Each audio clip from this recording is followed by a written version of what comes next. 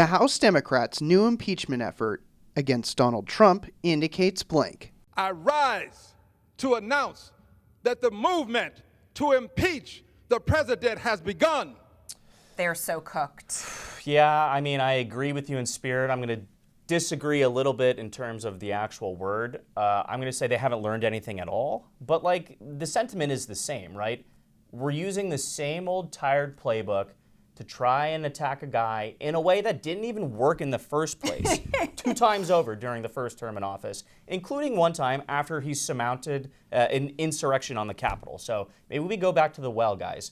But let's look at who filed these articles of impeachment, right? Al Green, Texas Democrat. I don't want to be mean, but maybe one of the dumbest people I've ever met in my entire life. He didn't actually cite any specific actions that Trump did. He just said it was for, like, nefarious acts and nefarious things that he's talking about doing. Like, who is running the Democratic Party right now? I think it's probably the most pressing question in Washington because there actually is no answer. If resistance liberalism as it's hard to think of a bigger failure of a political faction. Yeah. At least like the DSA, Dem socialists, they've gotten a lot what they've wanted in pushing the party to the left. The issue for them is that the party apparatus itself is totally leaderless and rudderless. It's, I guess, kind of Nancy Pelosi, but okay, so she succeeded in getting Joe Biden off the ballot. And since then, nothing. You don't have anything.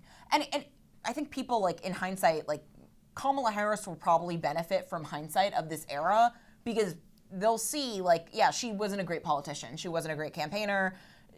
But, like, a lot of the structural problems there were not her fault. I agree. They weren't even specific to Joe Biden, the person, so much as Joe Biden, the political legacy of just Democrats have nothing to run on. Even the forms of resistance have been incredibly futile. Like, I think I've seen more nuanced conservative criticism over some of Trump's strategy, so to speak, than actually. Democrats are screaming into the void, screaming into the echo chamber, and like, just look at the confirmation battle. Mm-hmm. They could have chosen one. They could have chosen one person to go all in on blocking. I've made clear I would have gone all in on blocking RFK Jr. because, like, that is someone that will be responsible for $1 out of every $4 spent by the federal government. Mm-hmm. And instead, they had nothing. You know, they decided to go all in on the Kavanaugh playbook against Pete Hegseth, and that failed. And then they went with Tulsi Gabbard as a Russian stooge, something January 6th Kash Patel, and Trump is slated to get his entire cabinet. In fact, if you don't count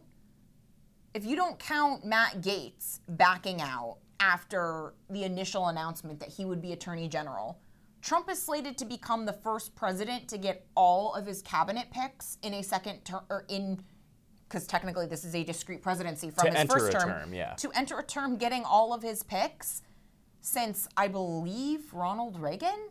Like, and not with a big Senate margin. Yeah, it's kind of amazing. I mean, I feel like I opened up the show today talking about how Donald Trump is doing a whole lot of things over here to distract you from what he isn't doing, right? And that's almost exactly what Democrats like Chuck Schumer or Maxine Waters are doing.